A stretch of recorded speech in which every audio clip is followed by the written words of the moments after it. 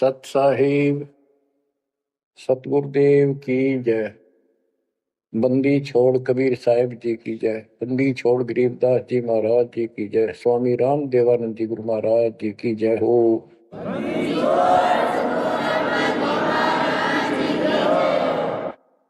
सर्व संतों की जय, सर्व भक्तों की जय, धर्मी पुरुषों की जय। श्री काशी धाम की जय, श्री सुब्राणी धाम की जय, श्री क्रोथा धाम की जय, श्री बरवाड़ा धाम की जय। सत साहिब परमपिता परमात्मा की प्यारी आत्माओं, परमेश्वर कबीर जी ने आपके ऊपर विशेष रजा की है। आप अमर कथा सुन रहे हो, सत्यनारायण कथा सुन रहे हो, और आप कहीं भी बैठे हो, दाता ने कैसी दया कर दी। चलते फिरते बैठकर परमात्मा का गुणगान सुनो। बच्चों, ये सत्संग जो है ये आध्यात्मिक पढ़ाई है, ये आध्यात्मिक शिक्षा है। इसको समझने के लिए भी काफी समय की आवश्यकता है। जैसे बच्चे स्कूल जाते हैं, यानी 15-16 वर्ष तक तो वो टोटली फ्री होते हैं। अपनी पढ़ाई करो, ट्यूशन लगवाओ, क्लास में पढ़ो। तो ऐसे करते करते वो विद्वान बन जाते हैं, डॉक्टर बन जाते हैं, इंजीनियर बन जाते हैं, और बड़ी बड़ी शिक्षाएं प्राप्त कर लेते हैं। इसी प्रकार आपको ये आध्यात्मिक लेक्चर अटेंड करते रहना चाहिए। संसारिक काम भी करो, शिक्षा ग्रहण भी करो, लेकिन ये शिक्षा साथ जरूर ग्रहण करो। इसके बिना सब व्यर्थ है। वो तो सिर्फ पेट के लिए, रोजी रोटी के लिए। जो भी कर्म हम करते हैं सब रोजगार के लिए होता है, और वो रोजगार करते करते नुकसान हो जाता है। सब कुछ करते करते हानि हो जाती है, कोई लाभ नहीं मिलता। इधर कमाते हैं, उधर रोग हो जाता है, यहां से कमाया उधर खत्म हो गया। तो परमात्मा के चरणों में आने के बाद, इसकी शरण आ जाने के बाद, तो ये इस तरह के कष्टों को कम कर देगा। परमात्मा की महिमा भी ना सुने, भक्ति ना करें, और काम में ज्यादा ध्यान दें, कदे नुकसान ना हो जाए, और वो करते करते हो जाता है। फिर घर के रहते ना गांठ की। इसलिए काम अवश्य करो, पर इसमें नागा ना करो। परमात्मा की महिमा अवश्य सुनो, और भक्ति डेली करो। सुबह दोपहर शाम के परमात्मा की स्तुति। आजकल तो अनपढ़ भी कर सकते हैं, मोबाइल घर घर है, उसमें लगाओ आरती, सुबह दोपहर शाम की, आराम से सुनो। काम भी करते रहो, खाना बना रहे हो, आरती चल रही है, वो बढ़िया, ध्यान आरती में रहेगा। जैसे ड्राइवर गाड़ी चलाते हैं, ड्राइविंग तो बहुत सावधानी का काम होता है, लेकिन उसमें बातें करते रहते हैं, वो चलाता भी रहता है। इसी प्रकार इस समय का ऐसे सदुपयोग करो, सुमन भी करो, गाड़ी भी चलाओ, तो आरती भी लगा लो। उसके अंदर चलते रहो, सुनते रहो। तो परमात्मा ने आपके ऊपर रजा करने में कसर नहीं छोड़ रखी। और अब आप भी चौकस हो जाओ, सतर्क हो जाओ, समर्पित और दृढ़ हो जाओ। तो बच्चों, ये है वो तत्व ज्ञान। और अभी तक तो हमारे को अध्यात्म का सिर पैर भी ज्ञान नहीं था। और जब तक बच्चों हमें विश्वास नहीं होता कि परमात्मा कौन है, इसका प्रमाण कहाँ है, कहाँ प्रूफ है, और हमारी आत्मा इस बात को नहीं स्वीकार कर लेती कि हाँ सचमुच यही सत्य है, तब तक हम भक्ति भी करते रहते हैं, और आत्मा अस्थिर रहती है, मन अस्थिर रहता है, कोई भी कोई साधना बताता है हम उसी को करने के लिए तत्पर हो जाते हैं। वो पहले वाली तो छोड़ते नहीं और भी शुरू कर देते, क्योंकि हमें चाह है परम पिता की। हमें इस बात का एहसास है कि एक शक्ति है जो हमारे दुखों का निवारण करती है, किस्मत से भी अलग देती है। किस्मत में दुख आया, प्रारब्ध में कष्ट हुआ, तो हम उसके निवारण के लिए किधर झाड़ फूक वालों के पास, कहीं हाथ दिखाने गए, कहीं पहाड़ों पर किसी ने बताया वहां गए, व्रत रखने को कहा वो रखा। हमने हर तरह से कोशिश की कि कोई सुख प्राप्त हो, ज्यादा धन प्राप्त हो, लेकिन ऐसा कुछ नहीं हुआ।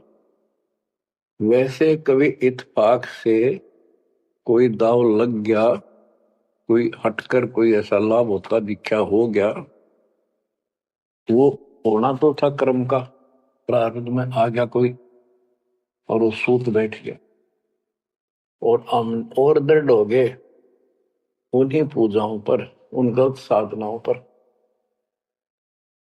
जो गीता में मना कर रखा है। दास अपनी बताता है, ये आपके साथ भी अवश्य हुई है, आपको अब एहसास होगा। जैसे दास बचपन से रामकृष्ण और विशेषकर विष्णु जी का, कृष्ण जी का विशेष भक्त रहा है, इसके साथ हनुमान जी के प्रति भी लगन में, तड़प में, चाह में कोई कमी नहीं थी। इस कारण से मंगलवार का व्रत रखना, किसी ने बता दिया कि सालासर एक स्थान है जहां पर हनुमान जी का बहुत प्रसिद्ध मंदिर है और वहां जाने से सारे सुख हो जाते हैं। तो दास सिरसा सर्विस करता था, हरियाणा का एक शहर है, पंजाब से सटा हुआ डिस्ट्रिक्ट है।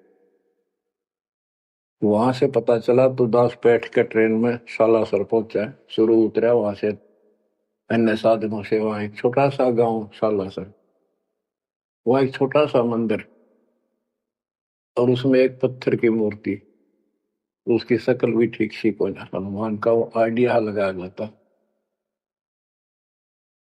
उस समय यह सन 1978 की बात है, ऐसा कोई वहां पर ज्यादा भीड़ नहीं होती थी, हम सुबह आराम से दर्शन कर लेते थे।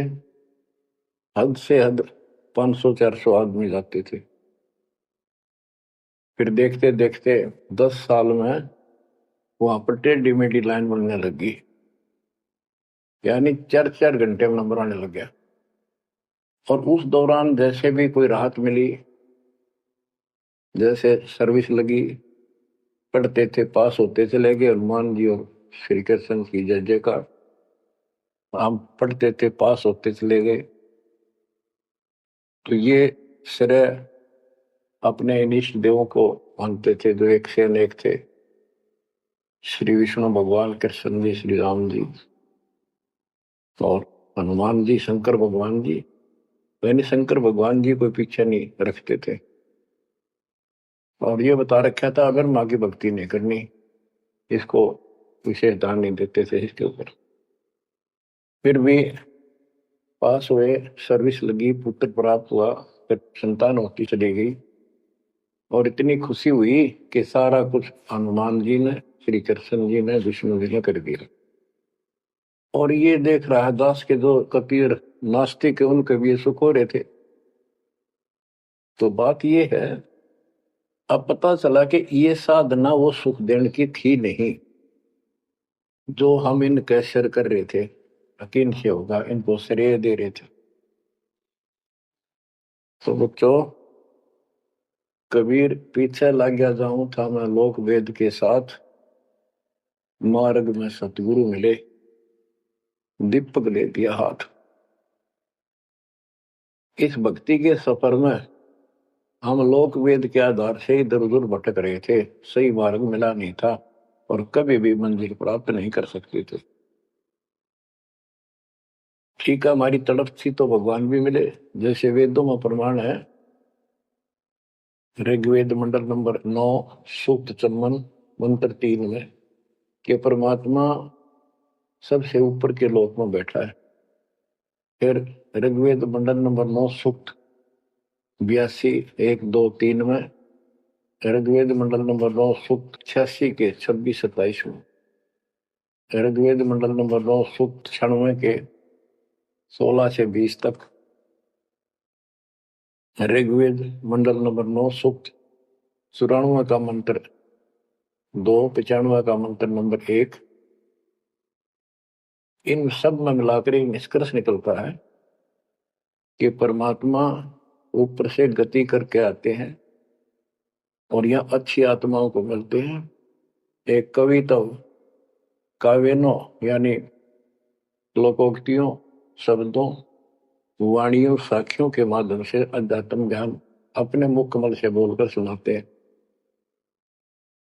और वो एक कवि की तरह आचरण करते हुए वर्जम घूमते फिरते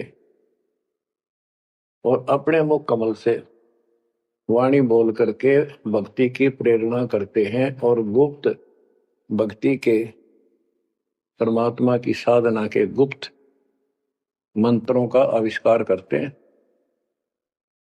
जैसे गरीबदास जी ने बताया है, कबीर साहब बताते हैं, गरीब सोहम शब्द हम जग में लाए, सार शब्द हमने गुप्त छिपाए।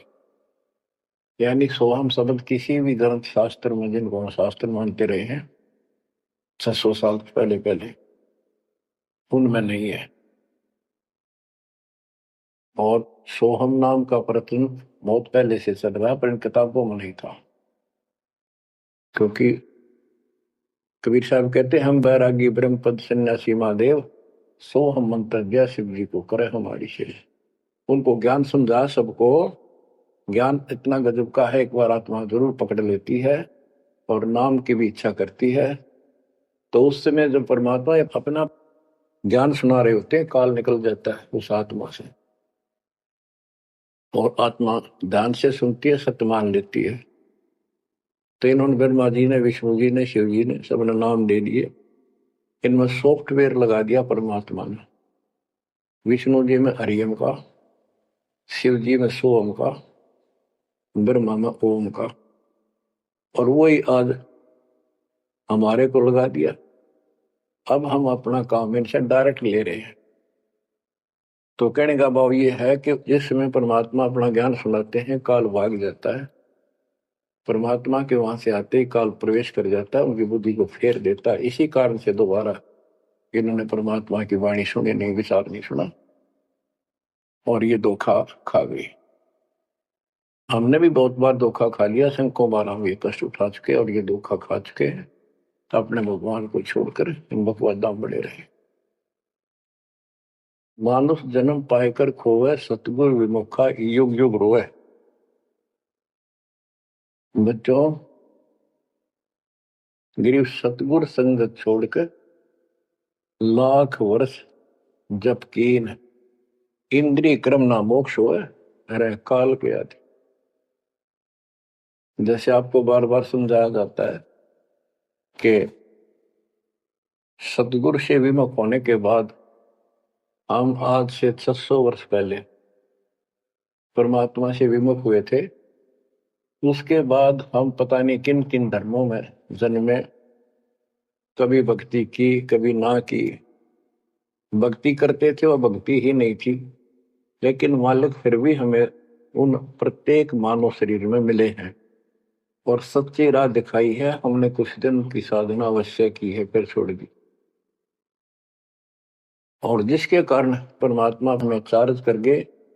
उस चार्जिंग के कारण आज तक आपके हृदय में मालिक की चाह और भक्ति की तरफ बनी हुई थी और मनुष्य जीवन मिलते रहे, क्योंकि हम 600 साल पहले गुरुद्रोही नहीं हुए थे, सतगुरु विमुख हो गए थे। सतगुरु विमुखा युग युग रोआ, मानुष जन्म पाकर खोआ। एक उदाहरण देता हूं। एक राबी नाम की लड़की, जिसको राबिया भी कहा, मुसलमान धर्म में जन्मी, वह पिछले सतयुग से मालिक के उनके साथ लगे थे अपनी बेटी को अपनी आत्मा के। गरीबदास जी ने बताया है कि कबीर साहब बताते हैं, दो दिन मेरी शरण है, यानी एक बार किसी युग में चाहे वो 10 दिन भी नाम ले ले फिर छोड़ दिया वो, मालिक उसको अपने खाते में लिख लेता है। और फिर उसको धीरे धीरे धीरे धीरे देखो, अपने पिता को देखो हमारे लिए कितना कष्ट उठा रहे, उसको धीरे धीरे चार्ज करते रहते हैं, चार्ज करते रहते हैं, भक्ति की तरफ जन्म जन्मांतर बढ़ाते रहते हैं। उसी कर्म अनुसार उसी क्रिया में वो लड़की आत्मा शराबी बनी हुई थी, मुसलमान घर में जन्म था, 12-13 साल की बेटी थी, भेड़ बकरियां चरा रही थी। और वो सारी सृष्टि के रचनहार हमारे पिता अपनी बेटी के लिए उस जंगल में पहुंच गए, घास फूस पर बैठ के जाकर बेटी के पास मुसलमान धर्म जिंदा का रूप बनाया। हमारे अंदर एक धर्म कर्म की ये भी एक समस्या है कि हम अपने धर्म वालों को महत्व देते हैं, दूसरों से नफरत करते हैं। ये काल की चाल है। इसलिए दाता सौ सब क्षेत्र में करूं अपने धन के काज, हिरण्यकशिपु जो मार दूं नरसिंह धर के साथ। इब्राहिम सुल्तान दम के बंदी बन के चले गए, एक नौकरानी बन के चले गए। क्या पड़ा था उनको? कोरड़े खाए, नौकर बने अपने बच्चे को नरक से निकालने के लिए कि तुम बालक हो, बुद्धि छोटी है, बच्चे की बुद्धि इतना काम नहीं करती, इस ज्ञान से आपकी बुद्धि विकसित होगी, आप कुछ दिनों में संकेत समझने लग जाओ। अब जैसे रबी को मालिक ने समझाया, तो बच्चों परमात्मा अपनी उस बेटी उस आत्मा के राबिया के पास जाकर बैठ के जंगल में गर्मी सर्दी घास फूस के ऊपर बैठ के और उसको समझाने लगे, बेटी भक्ति किया करो। तो बच्ची थी, जैसे उस धर्म के अंदर जन्मी थी, उसमें जो साधना बताते थे उसको कहती थी हम करते हैं, ऐसे करते हैं, नमाज करते हैं, ईद बकरीद मनाते हैं। तो परमात्मा ने उनको काफी समझा, कई दिन लगातार जाते रहे, फिर चले जाते फिर आ जाते। अंत में लड़की ने स्वीकार कर लिया, भगवान मुझे वो सच्चा राह बता दो जिससे मोक्ष मिले। परमात्मा ने उनको मंत्र दिए, ये मंत्र दे दिए पांचों, लेकिन ये नहीं बताया ये किस किस के हैं, क्योंकि इसके बताने की जरूरत भी नहीं है। या तो चाबी है, किसी भी खजाने की है या कोई और सामान वाले की है, उस ताले के लाओ खुल जाएगा और उसमें जो सामान है आपको मिल जाएगा। फिर भी याद होना आवश्यक है कि ये इसमें यू सामान है, इसमें यह सामान है। तो लड़की ने कुछ दिन मालिक की साधना की, 4 वर्ष।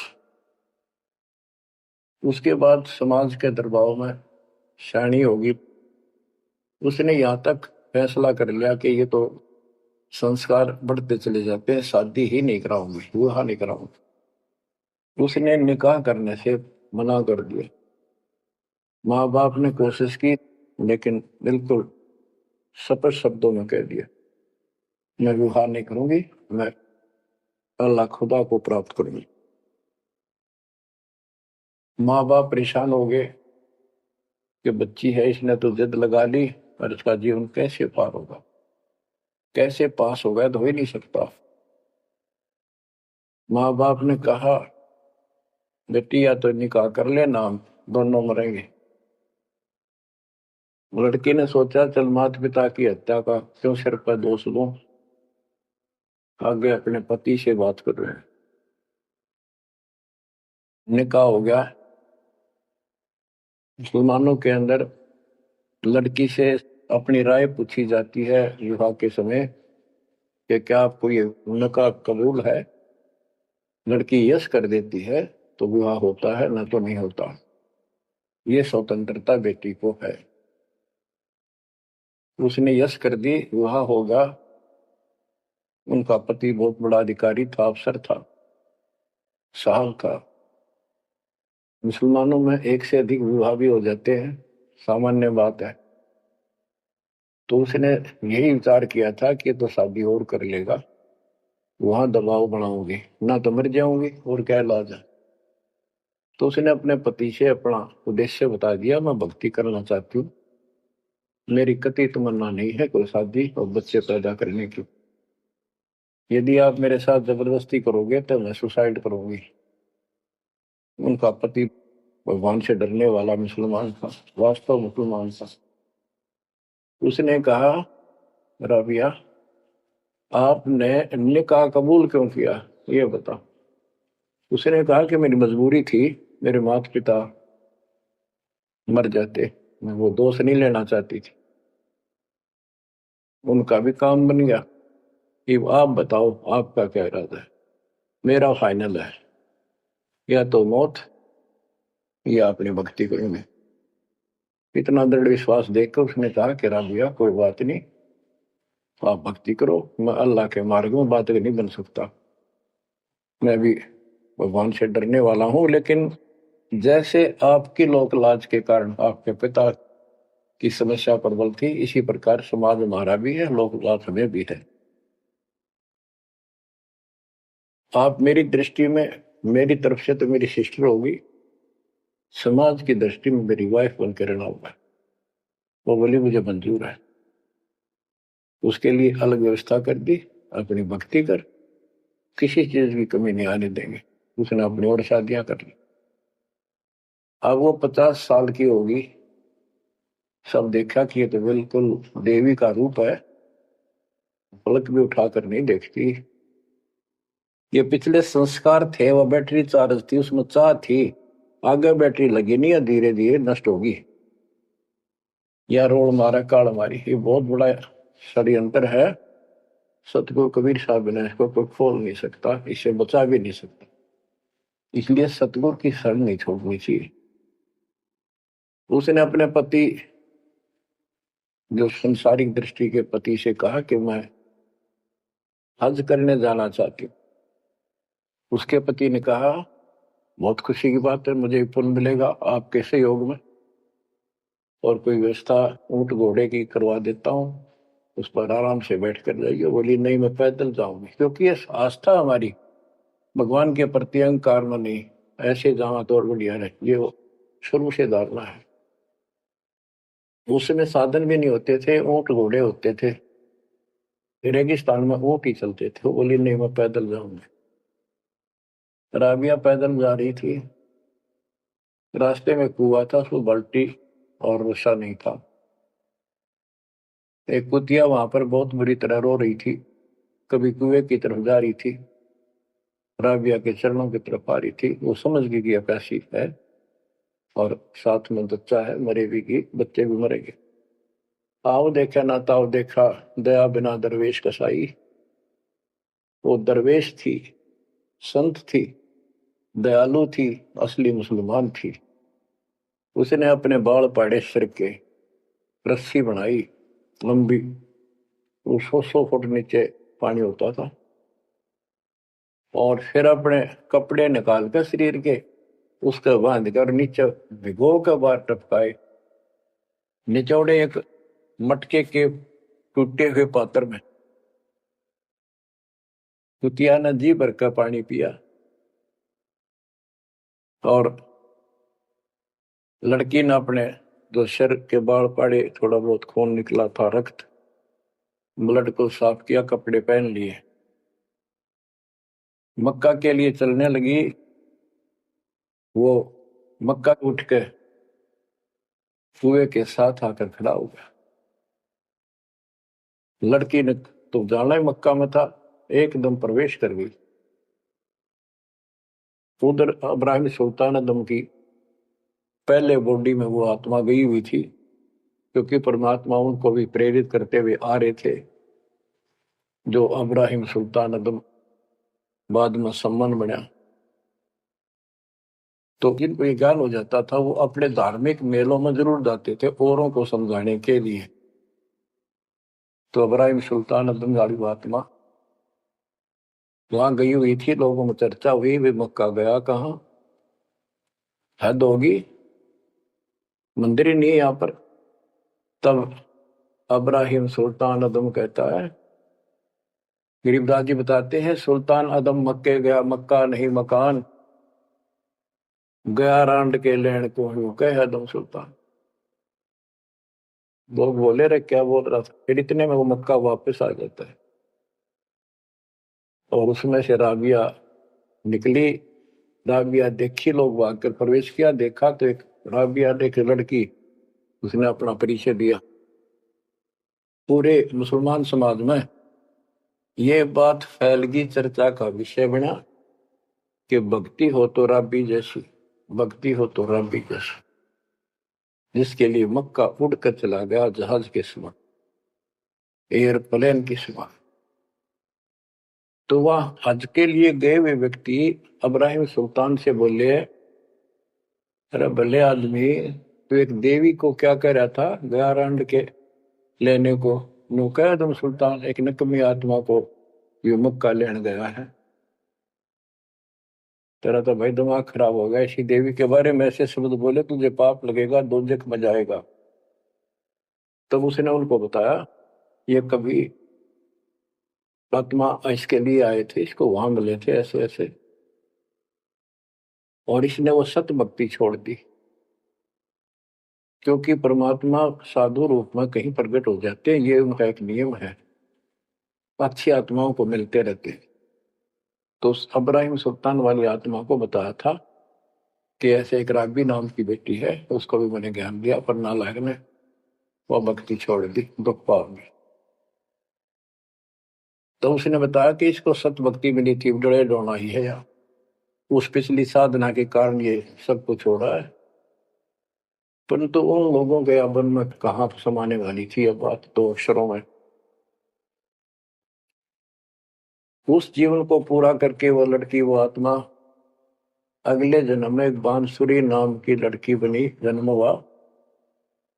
धार्मिक शब्द सुनाया करती थी, बड़ी प्रबल, क्योंकि प्रेरणा थी, उसमें भी अनमैरिड रही वो। और यहां तक विचार कर लिया कि ये सुना है मक्के में जो मरता है वो सीधा जन्नत में जाता है, स्वर्ग में। तो इससे बड़ी अवसर कहाँ मिलेगा, अगर दोस्ता होगी। मक्के में अपनी गर्दन काट दी और चढ़ा दी, सब जगह ये चर्चा होगी, भाई बांसुरी तो जन्नत में जाएगी, सिद्ध दरवाजे खुले हैं। अब बताओ, वो तो लोक वेद था, तत्व ज्ञान क्या कहते हैं। उसके बाद वो लड़की अगले जन्म में फिर लड़की रूप में जन्मी, युवा होकर वैश्या का जीवन दिया, सारा जीवन गंदे कर्म करो, एक भी अच्छी सोच नहीं, छोड़ दिए कर्म काल में। मानुष जन्म पाकर खोए, सतगुर विमुखा युग युग रो। वो फिर मर गई उस गंदे जीवन को भोग के, पाप इकट्ठे करके ढेर लाग। उस 3-4 साल की साधना से उसको मनुष्य शरीर मिलते रहे। उस दौरान परमात्मा ने कोशिश की, लेकिन वो रंग में रंग चुकी थी। बांसुरी वाले में खुद गायक बन गई, लोग प्रशंसक हो गए, बड़े बड़ी अल्लाह का ज्ञान सुनाती है। और वैसा बनने के बाद उसकी कर्म वैसे फूट लिए, अच्छे बात समझ में नहीं आई। वो फिर मृत्यु को प्राप्त हुई, वैसा का जीवन, गणका का जीवन भोग कर फिर वो शेख तकी नाम के एक धार्मिक मुसलमान पीर के घर जन्म लिया बेटी के रूप। 11 वर्ष की, 12 वर्ष की आयु पूरी करके वो मर गई, समय संस्कार पूरा हुआ। परमात्मा कहते हैं, सोचल छिदर मैं करूं अपने जन के काज, उस आत्मा को फिर अपने चरणों में लेना था, अपनी प्यारी आत्मा। जो जन मेरी शरण है ताका हूं मैं दास, केल के लाग्या करूं जब लग धरती आकाश। तो कारण बनाया, शेख तकी के मन में ये धारणा पैदा की कि राजा सिकंदर लोदी से, जो उसका धार्मिक पीर था शेख तकी, उसने कहा कि आप कहते हो, इसने कबीर ने रामानंद जी को जीवित कर दिया, गर्दन काट दी थी आपने, और आपका जलन का रोग ठीक कर दिया। कमाल जिंदा कर दिया। वो तो वैसे उसमें सदमे में था, वो ऐसे वैसे हो जाता, इत्तेफाक उसको जीवित होना था, इसका कबीर का नाम बन गया। जब जानो मैं इसको, मेरी बेटी को जिंदा कर दे जो कब्र में दबी हुई है, 15-20 दिन हो गए। तो कबीर साहब से कहा गया, कबीर साहब ने कहा कि आसपास के लोगों को बता दो कि आ जाओ, एक कमाल होगा। उस शेख तकीर ने ढिंढोरा पिटवा दिया कि इसकी बेइज्जती हो तो छक्का हुआ है, मूर्ख बना रहा। उधर कबीर साहब ने कह दिया कि भाई खूब बुला लो, आसपास जितने बुला सकते हो, सबके सामने देखते हैं परमात्मा की क्या रजा होती है। हजारों व्यक्तियों के सामने कब्र फुलवा दी, उसमें 100 पड़ा था। कबीर साहब ने कहा एक शेख तकी की बेटी जीवित हो जा, लड़की नहीं जीवित हुई। फिर दोबारा कहा, फिर भी जीवित नहीं हुई। शेख तकी नाचन लग गया, खुल गई पोल डोगी की। देखो ये बकवाद करता था, सुन लो भाई, है डोंगी पाखंडी झूठा। तो परमात्मा ने कहा कि शेख तकी तू कोशिश कर ले। तो और दूसरे बोले जी ये कुछ करने दोगा होता था, अपनी बेटी ने कौन मिट्टी में दाबा है, आपका दया करो। तब कहा है कबीर की बेटी जीवित हो और बाहर आ बेटा। इतना ही कहना था, सारा शरीर में कंपन हुई, डेड बॉडी जीवित होगी, और उठ के बेटी बाहर आ गई। मालिक के चरणों में मस्तक टेका, 1.5 घंटा तक अपनी पिछली गलतियां और कबीर भगवान की समर्थता सबके सामने बताई, और कहा कि ऐसे ऐसे मुझे भगवान मिले थे अल्लाह, ये खुद अल्लाह अकबर है, पूरी सृष्टि के रचने वाले, सबके दुख दूर करने वाले। मेरे कर्म फूट गए, मैं इनको छोड़कर ऐसे ऐसे गंदे जीवन जी के मैं आज फिर इनकी कृपा हुई, मेरे जीवन शेष नहीं था। पशु पक्षी बनने वाली लाइन में खड़ी थी, ये परमात्मा वहां पहुंचे और धर्मराज के दरबार में मुझे पेश किया, वहां से मेरे कागज निकाल दिए और मुझे साथ लेकर यहाँ के छोड़ा। बोलो सतगुरु देव की जय हो, बद्दी छोड़ कबीर साहिब की जय हो।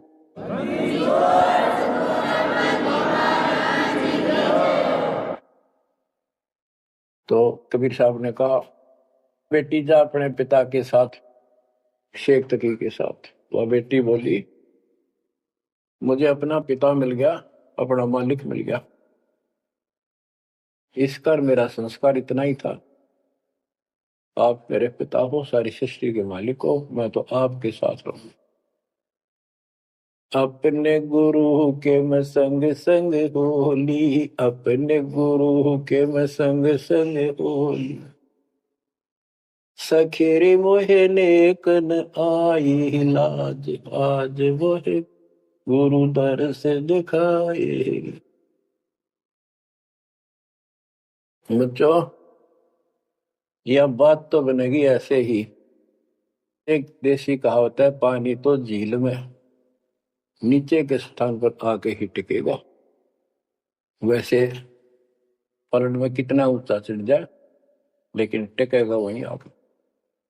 मन का तूफान बकवादों का, कहीं धक्के खा लो, आके बात बनेगी सतगुरु शरण। गरीबदास जी कहते, गरीब सतगुरु संगत छोड़कर लाख वर्ष जबकि इंद्रिय कर्म ना मोक्ष हो, रहे काल के आखी है। सतगुरु पूर्ण संत की संगत छोड़कर चाहे लाख वर्ष तक ये जप करते रहियो, चाहे ये जाप करते रहना, इसका कोई यूज नहीं होगा, क्योंकि कनेक्शन कट चुका होगा, मर्यादा भंग होगी।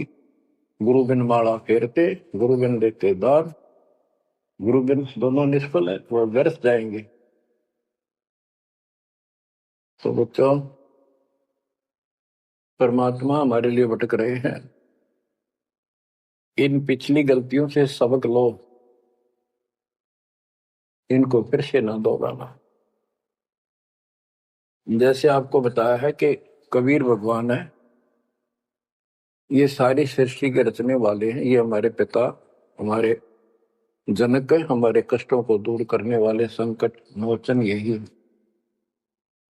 लेकिन हम इनको छोड़कर अन्य उपासना करते रहे हैं। जैसे गीता अध्याय 16 श्लोक 23 और 24 में स्पष्ट कर दिया है कि शास्त्र विधि को त्याग कर जो अपनी मर्जी से इच्छा से मनमाना आचरण करते, मनमानी साधनाएं करते हैं जो शास्त्रों में प्रमाणित नहीं है, उनको न तो कोई सुख हो, न कोई सिद्धि प्राप्त हो, कार्य सिद्ध हो जिससे, और न उनकी गति यानी मोक्ष हो। तो भक्ति करते इसी के लिए है। ये तीनों नहीं हुए तो उस भक्ति का फायदा क्या, लड़े ढोने वाली बात। तो बच्चों, आपको बताया सभी वेदों और ग्रंथों से सिद्ध कर दिया कि कबीर भगवान है। वेदों को तो पूरा विश्व मानता है और हिंदू समाज तो इस पे कुर्बान है। उसके बाद दूसरा नंबर गीता, वेदों से भी प्रथम आ चुकी है वर्तमान में, क्योंकि इसमें ज्ञान बिल्कुल संक्षिप्त में और बहुत त्रिपाई सीरीज में। तो इसलिए इनमें सबसे आपको प्रमाणित कर दिया कि कौन सी भक्ति करनी है, कौन सी ना करनी है। गीता अध्याय 16 के 23 में तो बता ही दिया कि शास्त्र विधि को त्याग कर मनमाना करते उनको कोई यूज नहीं। 24 में कहा कि इससे तेरे लिए अर्जुन शास्त्र ही प्रमाण है, कर्तव्य जो साधना करने योग्य है और अकर्तव्य जो ना करने वाली है, इन्हीं के आधार से करो। गीता अध्याय 9 श्लोक 25 में कहा कि भूत पूजने वाले भूतों को प्राप्त होंगे, पितर पूजने वाले पितरों को प्राप्त होंगे, देवताओं की भक्ति करने वाले देवताओं को प्राप्त होंगे, और मेरी भक्ति करने वाला मुझे प्राप्त होगा। अपनी साधना का पूरी गीता में 8वें अध्याय के 13वें श्लोक में एक मंत्र बताया है, ओम इति एक अक्षर ब्रह्म व्यवहारण माम अनुसमरण यह पर्याप्ति तजन देव से याति प्रभाव। मुझ ब्रह्म का केवल एक ही मंत्र है जिसका जाप करना अंतिम शास्त्र जो इसकी साधना करता है वो मेरे से, इस ओम से प्राप्त होने वाली गति को प्राप्त होता है। वो गति कौन सी है, इसके लिए आपको, क्योंकि ये एक लेक्चर है, पीरियड है जो दास आपको दे रहा है, और इसमें टीचर पहले दिन से लेकर 1 साल तक यह पढ़ावा है, तब जाकर के बच्चों के दिल में स्वभावत है। 100 बार पढ़ा ले तो भी पढ़नी पड़ती है, तभी उसके ऊपर विश्वास उतर जाता है, वो हृदय में जम जाती है। श्री देवी भागवत के 6ठे सकंद में हिमालय राजा को देवी, वो देवी का परम भगत था, कुछ बातें नहीं हो रही थी, तो उसने कहा मुझे मोक्ष दो, धन तो बहुत दे दिया आपने। तो उसने कहा मोक्ष, ये झूठ बोले न, ज्ञान तो है नहीं, और उस भक्ति का ज्ञान इनको, क्योंकि उन्होंने वो खत्म कर दिया जो मूल ज्ञान था, सूक्ष्म वेद का वो पार्ट हिस्सा। तो इसने कहा कि ओम का जाप कर। राजा हिमालय से श्री देवी ने कहा, दुर्गा ने, ओम का जाप कर और सब बात छोड़ दे, वो ब्रह्म दिव्य आकाश रूपी ब्रह्म लोक में रहता, उस ब्रह्म को प्राप्त हो जाओगे, तुम्हारा कल्याण हो। गीता अध्याय 8 श्लोक 16 में बताया है कि ब्रह्मलोक में गए वे भी सब पुनरावृत्ति में है। गीता चारों वेदों का सारांश है, ये वेद है। जितना इसमें वेदों वाला ज्ञान है वो सत्य है, कुछ काल ने अपना मिलावटी किया है, वो अलग दिखाई देता है।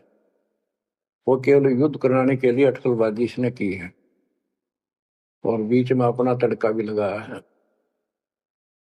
वो साफ निर्णय हो गया, क्योंकि सूक्ष्म वेद सब कुछ है, उससे सभी छट गया अलग अलग से, ये गलत है ये ठीक है।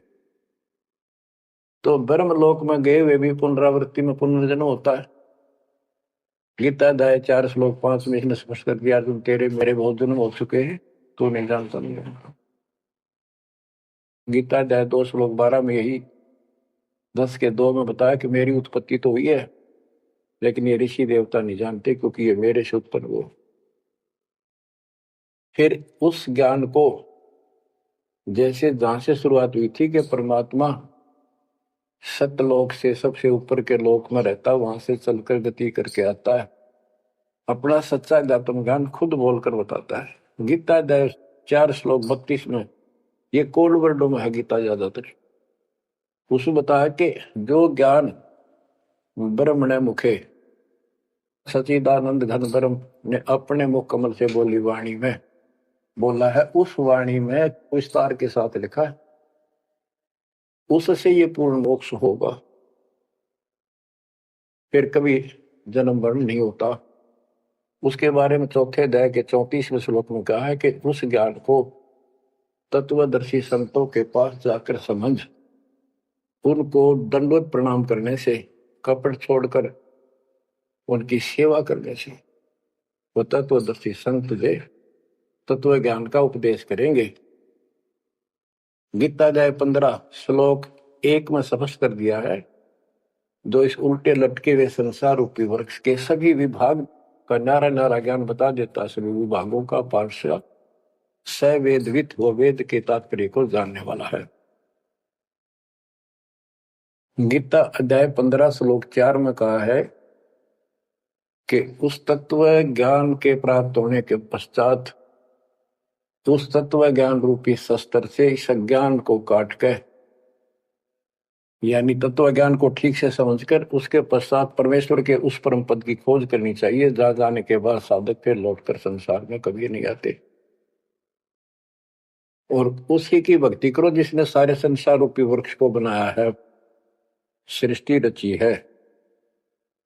बच्चों, ये है वो तत्व ज्ञान, ये है वो मूल ज्ञान, सार ज्ञान निष्कर्ष निकाल के रख दिया गया है। अब गीता बोलने वाले ने कहा है कि उस तत्व ज्ञान के अंदर सब कुछ निष्कर्ष है, उसको समझो। यही कुरान शरीफ के अंदर, कुरान मजीद के अंदर सूरत फुरकानी 25 आयत 52 से 59 में यही स्पष्ट किया है, वो कबीर नाम का परमात्मा है जिसने सारी सृष्टि रची, जिसने सब आपको संतान माता पिता का रूप दिया, सबके कर्मों को वो काटने वाला है, सबके कर्मों को ठीक से जानता है। 6 दिन में सृष्टि रच के जो 7वें दिन तक पर जा विराजा, उसकी खबर किसी बाखबर से पूछो। गरीबदास जी कहते वेद कतेब एक है भाई, और वेद कतेब का ज्ञान है दूर, वो संतों का मार्ग दूर। ये अधूरा ज्ञान है, जब इसमें स्पष्ट है ही नहीं, जब ये कह दिया कोई और बताओगा तो वो और अब आपके सामने है, आपको प्राप्त हो चुका है। अब भी बच्चों नहीं समझोगे तो कौन सी विधि अपनाए जो आपकी आंखें खोलाए। कबीर द्वार धनी के पड़ा रहे, धक्के धनी के खावे, 100 काल झकझोरी पर द्वार छोड़ नहीं जावे। अब आपने इतना करना है, इस ज्ञान को समझकर मालिक से दूर ना होना, सतगुरु विमुखा मत हो जाना। इसमें आपको अच्छा लगे चाहे कोई कष्ट लगे, वो कष्ट भी गॉड गिफ्ट होगी। हो सकता पता नहीं कौन सा पाठ सा कष्ट आपका हल्के में टल रहा हो, पर जल्दी ना करया करो, और तो धरती पर कहीं जा रही हो तुम्हें कभी राहत नहीं मिलेगी। तो बच्चों, मानत ना मन मोरा साधो, मानत ना मन मोरा रे, बार बार मैं ये समझाऊं जग में जीवन थोड़ा रे, बार बार मैं ये समझाऊं जग में जीवन थोड़ा। दुविधा दुर्मति चतुराई में जन्म गया नर तोरा रे, अब भी आने में लो सत्संग में, करो गुरु ज्ञान पर गौरारी। अब भी आने मिलो सत्संग में, करो गुरु ज्ञान पर गौरारी। शरण पड़े को गुरु संभाले, जाने के बालक भोला रे। कह कबीर तुम चरण चित राखो, जो सोई मैं डोरा रे। कह कबीर तुम चरण चित राखो, जो सोई मैं डोरा रे। मानत ना मन मोरा साधो, मानत ना मन मोरा रे। बार बार मैं ये समझाऊं, जग में जीवन थोड़ा रे। बच्चों, जैसे धागा सुई में चिपका रहता है, ऐसे लटके रहियो परमात्मा के दास के चरणों, मोक्ष मिलेगा सत साहिब।